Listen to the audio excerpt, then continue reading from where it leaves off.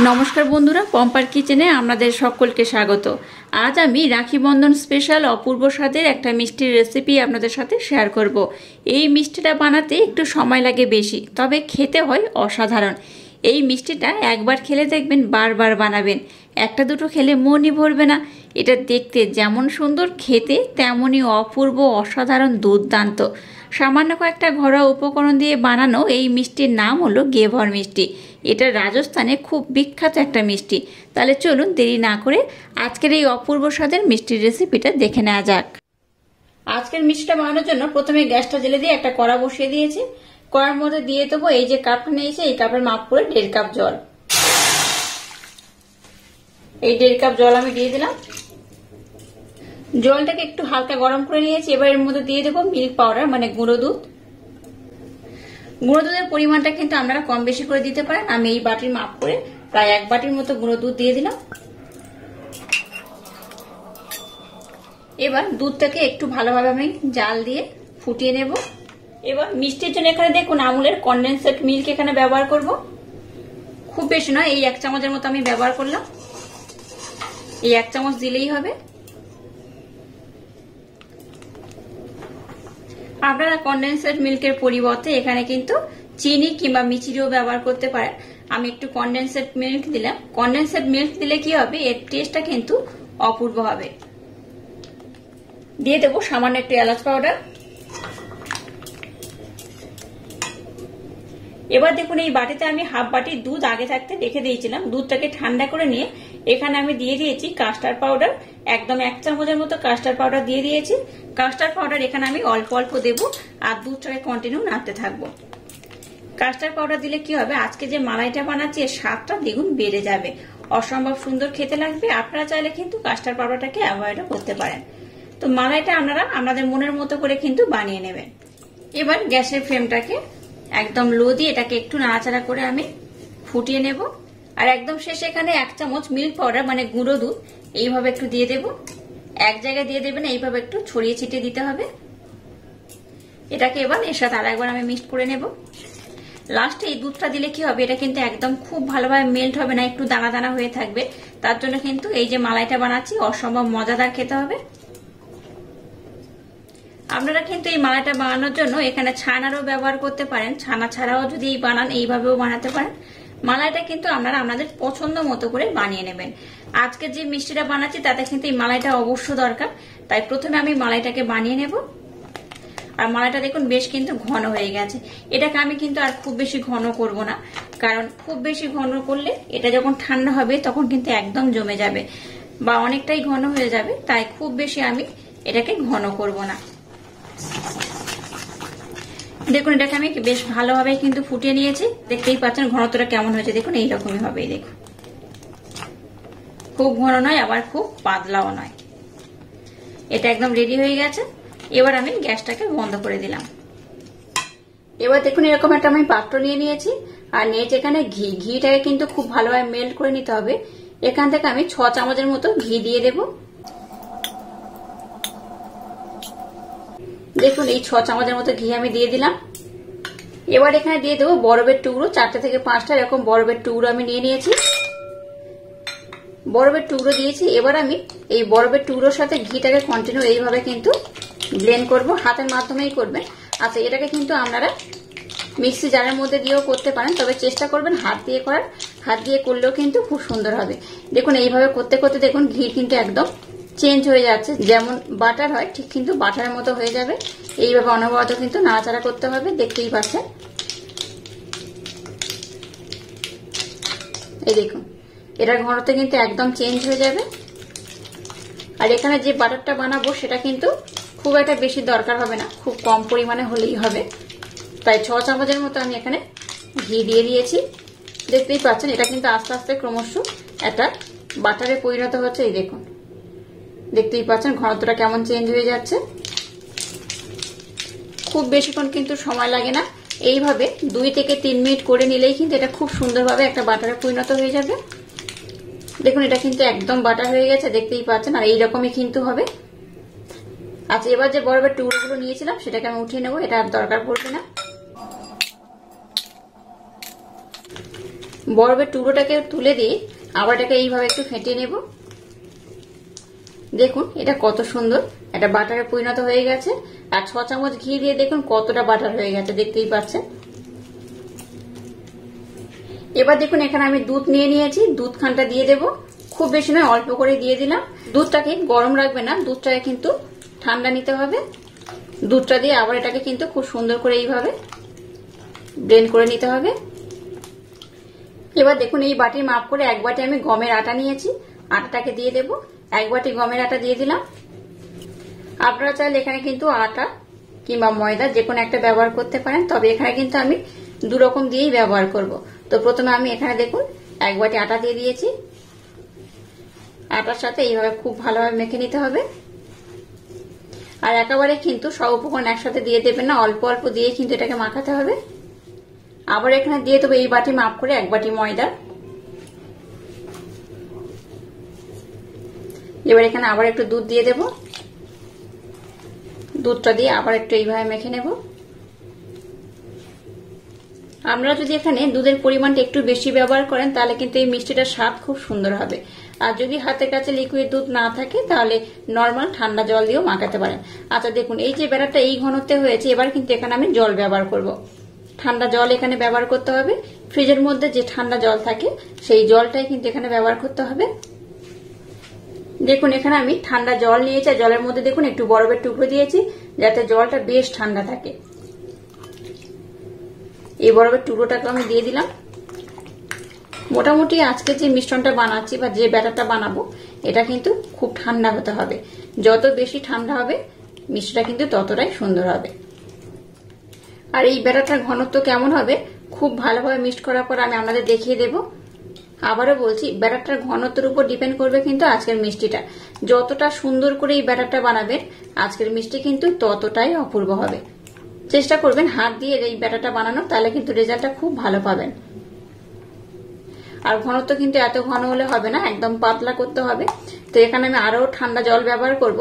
আর এটা মিক্সড করার পর বা এই ব্যাটারটা রেডি করার পর আমি আপনাদের দেখাচ্ছি ঘনত্বটা কেমন হবে বা ঘনত্বটা কতটা পাতলা বা কতটা ঘন হলে আজকের মিষ্টিটা একদম পারফেক্ট হবে। এটাকে আমি একটু ভালোভাবে কিন্তু ব্লেন্ড করে নিয়েছি, দেখতেই পাচ্ছেন কেমন হয়েছে। আমি আপনাদের চামচের মাধ্যমে খুব ভালোভাবে দেখিয়ে দিচ্ছি। চামচের মাধ্যমে দেখালে আপনারা কিন্তু খুব ভালোভাবে বুঝতে পারবেন যে ঘনত্বটা কেমন হয়েছে। আর এখানে দেখুন একটু বরফের টুকরো আমি দিয়ে দিয়েছি যাতে ব্যাটারটা একটু ভালোভাবে ঠান্ডা থাকে। দেখুন ঘনত্বটা আমি দেখাচ্ছি, দেখুন ঘনত্বটা এইরকমই হয়েছে। চামচের গায়ে দেখুন বেশ বোঝা যাচ্ছে, তবে আরেকটু কিন্তু পাতলা করতে হবে। এখানে আমি আরেকটু জল পরে ব্যবহার করব, যেহেতু আমি যখন বানাবো তখন কিন্তু ব্যাটারটা ঠান্ডা অনেকটা কমে যাবে, তাই এই মুহূর্তে একটু ঘন রেখেছি। একদম শেষে আমি যখন বানাবো তখন আপনাদের আরেকবার আমি ঘনত্বটা দেখিয়ে দেব। এবার দেখুন আলাদা একটা আমি পাত্র নিয়ে নিয়েছি, এর মধ্যে একটা আমি ছাঁকনি নিয়ে নিলাম। এবার ব্যাটারটাকে এর মধ্যে দিয়ে কিন্তু খুব ভালোভাবে ছেঁকে নিতে হবে। এইভাবে ছেঁকে নিলে কি হবে, দেখুন এক্সট্রা যে দানা দানা অংশ রয়েছে সেটা কিন্তু আর যাবে না, কারণ এই ব্যাটারটা কিন্তু আমাদের একদম স্মুথ বানাতে হবে। এবার কি করবেন, হাত দিয়ে এইভাবে একটু ভালোভাবে করে নেবেন, দেখবেন অটোমেটিক যতটুকুটা এখানে তরল ব্যাটার রয়েছে সেটা চলে যাবে আর এই অংশটা কিন্তু পড়ে থাকবে। দেখুন এটাকে বাদ দিতে হবে। এবার দেখুন ব্যাটারটার ঘনত্ব আমি আপনাদের দেখাবো। এইরকম ঘন হলে হবে না, আর একটু পাতলা করতে হবে। তার জন্য দেখুন এই বরফ জল আমি এখানে একটু দিয়ে দেব, আর বরফটাকেও আমি দিয়ে দেবো যাতে কিন্তু এটা খুব ভালোভাবে ঠান্ডা থাকবে। বরফটাকে দিয়ে দিলাম আর এই জলটাকেও দিয়ে দিলাম। এবার দেখুন ঘনত্বটা কেমন হয়েছে। চামচের পিছনটা দেখবেন এইভাবে উল্টে খুব কিন্তু মোটা করে একটা দাগ পড়বে না। এই দেখুন এটা কিন্তু মিক্সড হয়ে যাবে, একটা এরকম যে রেখা পড়ে সেই রেখা কিন্তু পড়বে না। তাই এইরকমই পাতলা করে করতে হবে, খুব ঘন করে করবেন না, তাহলে কিন্তু মিষ্টিটা খুব একটা ভালো হবে না। যত পাতলা করবেন ততটা কিন্তু ভালো হবে, তবে খুব বেশি পাতলা করবেন না, তাতে আবার মিষ্টিগুলো ভালো হবে না। একটু এইভাবে বানিয়ে নেবেন।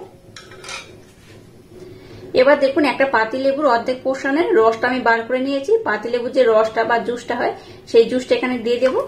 এই জুসটা দিলে কি হবে, মিষ্টিটা কিন্তু বেশ ক্রিপসি হবে আর স্মেলটাও সুন্দর হবে আর খুব ক্রিপসিও হবে, খেতেও দারুণ লাগবে, দেখতেও অপূর্ব হবে। তো যাই আবার এটাকে আমি খুব ভালোভাবে মিক্সড করে নেব। এবার দেখুন এই মিষ্টিটা ভাজার জন্য এরকম একটা আমি পাত্রের মধ্যে তেল দিয়ে তেলটাকে একটু ভালোভাবে গরম করে নিয়েছি। তেলটাকে কিন্তু বেশ ভালোভাবে গরম করতে হবে, আর খুব ভালোভাবে গরম হয়ে গেলে তেলটাকে কিন্তু একদম লো করে দিতে হবে। তেলটা খুব ভালোভাবে গরম করে নিয়েছি, এবার লো করে দিলাম। এবার দেখুন অল্প ব্যাটার আমি নিয়ে নিয়েছি, এই ব্যাটারটা আমি অল্প অল্প করে দিয়ে দেব।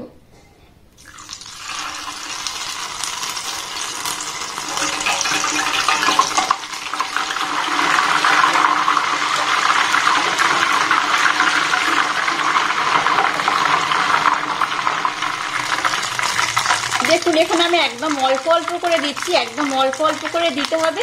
আর এই যে আওয়াজটা শুনতে পাচ্ছেন, আওয়াজটা বন্ধ হলে তবেই কিন্তু আবার দেব। আবার অল্প একটু দিয়ে দেব। এই আওয়াজটা যতক্ষণ বন্ধ হবে না ততক্ষণ কিন্তু আবার দেবেন না। আর দেখুন এটা খুন্তি নিয়েছে, এই মাঝখানে বরাবর এইভাবে কিন্তু একটু খালি রাখতে হবে। আওয়াজটা কমে গেছে, আবার আমি দেব।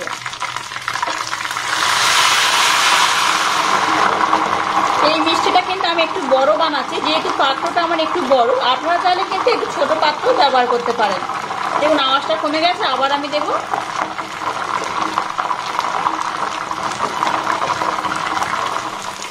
দেখুন এটাকে আমি খুব সুন্দর করে কিন্তু বানিয়ে নিয়েছি। এবার একটা ছুরি নিয়েছি, ছুরির মাধ্যমে এই ধারের পোর্শন থেকে কিন্তু এইভাবে কেটে নিতে হবে। একটু আস্তে আস্তে করতে হবে কিন্তু। আর এটাকে ধরে তেলটাকে একটু এইভাবে করে নেবেন, দেখবেন অটোমেটিক এটা কিন্তু উঠে আসবে। এইভাবে বানিয়ে নিয়েছি, কত সুন্দর হয়েছে দেখতেই পাচ্ছেন। এবার দেখুন এটাকে কিন্তু আস্তে আস্তে এইভাবে একটু চাপ দিয়ে নিতে হবে।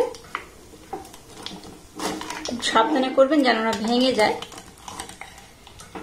কত সুন্দর হয়েছে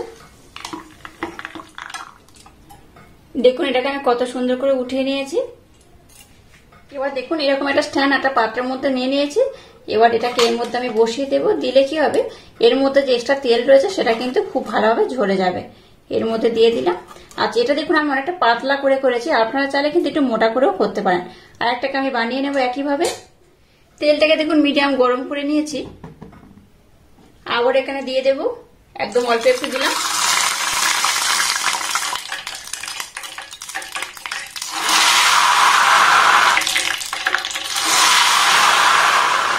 দেখুন এটাকে আমি কত সুন্দর করে বানিয়ে নিয়েছি, আর কত সুন্দর দেখতে হয়েছে। দেখুন আমি এখানে দুটো বানিয়েছি, আরো কিন্তু বাকি রয়েছে, আমি আপনাদের পরে দেখাবো। আচ্ছা এখানে আমি কিছু জিনিস কিন্তু আপনাদের গুরুত্বপূর্ণ কিছু কথা বলবো, সেটা খেয়াল রাখবেন। আমি যেহেতু একটু মুখ খোলা মানে বড় পাত্র নিয়েছিলাম, তার জন্য দেখুন বেশ অনেকটা পরিমাণে ব্যাটার আমি দিয়েছি। তাও দেখুন এইরকম কিন্তু অনেকটা এইরকম ফাঁকা জায়গা রয়ে গেছে। চেষ্টা করবেন ছোট মতো কোনো জায়গা, মানে সরুর উপরে কোনো জায়গা হলে তাহলে কিন্তু এই মিষ্টিটা খুব সুন্দর হবে। আর একটা গুরুত্বপূর্ণ কথা এখানে আমি বলে রাখি, এই মিষ্টিটা বানানো খুব সময় সাপেক্ষ। যদি আপনাদের হাতে সময় অনেকটা থাকে, খুব বেশি সময় থাকলে তবেই কিন্তু এই মিষ্টিটা বানাতে যাবে। খুব কম হাতে সময় থাকলে কিন্তু এই মিষ্টিটা বানানো সম্ভব নয়। তো এটা কিন্তু একটা ভাইরাল মিষ্টির রেসিপি। তো আমি একটা বানিয়ে দেখলাম, আমি কিন্তু এই মিষ্টি প্রথম বানালাম, আগে কোনোদিন বানাইনি। তো এই মিষ্টি কিন্তু বেশ অনেকটা মোটা মোটা করে বানানো যায়। একদম দেখুন পাতলা টাইপের হয়েছে, দেখতেই পাচ্ছেন। এটা কিন্তু বেশ অনেকটা মোটা করেও বানানো যায়। যে তোমার পাত্রটা অনেকটা বড় ছিল, তাই কিন্তু অনেকটা ব্যাটার অনেকটা সময় ধরে দিতে হচ্ছিল, তাই আমি একটু পাতলার উপরে বানিয়েছি। আপনারা যখন বানাবেন একটু কিন্তু ছোট পাত্র নেবেন, মানে সরু পাত্র নেবেন, তাহলে কিন্তু এই মিষ্টিটা একটু মোটা করে বানাতে পারবেন। তো যাই হোক এটাকে আমি নিয়ে নিয়েছি। এবার দেখুন একটা চিটচিটে একতার দুতার হলে যেমন হয় সেরকম একটা ঘন শিরা আমি বানিয়ে নিয়েছি। এবার এই শিরাটাকে কিন্তু এর মধ্যে দিয়ে দেবো। আচ্ছা আপনারা কিন্তু এখানে খুব একটা পাতলা শিরা বানাবেন না। খুব পাতলা শিরা বানালে কি হবে, এই মিষ্টিটা কিন্তু নরম হয়ে যাবে। খুব পাতলা বানাবেন না, একটু এইরকম ঘন করে বানাবেন, তাহলে কি হবে এই মিষ্টিটা খুব সুন্দর হবে, ক্রিস্পিও থাকবে, খেতেও কিন্তু বেশ ভালো লাগবে। এই শিরাটাকে আমি উপর থেকে এইভাবে দিয়ে দেব। এবার দেখুন যে মালাইটাকে বানিয়েছিলাম, সেই মালাইটা উপর থেকে এইভাবে দিয়ে দেব। আপনারা চাইলে কিন্তু একটু কম বেশি করে দিতে পারেন। আমি যেহেতু অনেকটা মালাই বানিয়েছি তাই একটু বেশি করে দেব। এবার দেখুন উপর থেকে একটু আমন্ড এইভাবে আমি টুকরো টুকরো করে কেটে নিয়েছি, আমন্ডটাকে দিয়ে দেব। আর কিছু পেস্তা নিয়েছি, পেস্তাটাকেও উপর থেকে একটু দিয়ে দেবো। এইভাবে ডেকোরেশন করে নেব। দেখুন এটাকে আমি কত সুন্দর করে ডেকোরেশন করে নিয়েছি, আর কত সুন্দর দেখতে হয়েছে। দেখুন আপনারা কিন্তু আপনাদের মনের মতো করে এটাকে ডেকোরেশন করতে পারেন। আমি এইভাবে সাজিয়ে নিয়েছি। আর একটাকেও আমি কিন্তু একই রকম ভাবে সাজিয়ে নেব। আমি কিন্তু আরো অনেকগুলো বানাবো, বেশ অনেকটা সময় সাপেক্ষ, তাই আমি আপনাদের দুটো বানিয়ে দেখিয়ে দিলাম। এই দেখুন কত সুন্দর হয়েছে, দুটোকে আমি করে নিয়েছি। তো যাই, এটাকে খুব সুন্দর করে ডেকোরেশন করে নিয়েছি, আশা করছি আপনাদের ভীষণ ভালো লাগবে। আর আজকের এই ইউনিক স্টাইলের মিষ্টি রেসিপিটা যদি আপনাদের ভালো লাগে তাহলে চ্যানেলটাকে লাইক, শেয়ার, কমেন্ট এবং সাবস্ক্রাইব করবেন, আর পাশে থাকা বেল আইকনটা প্রেস করে দেবেন। তাহলে টাটা, আবার দেখা হচ্ছে নতুন কোনো রেসিপি নিয়ে।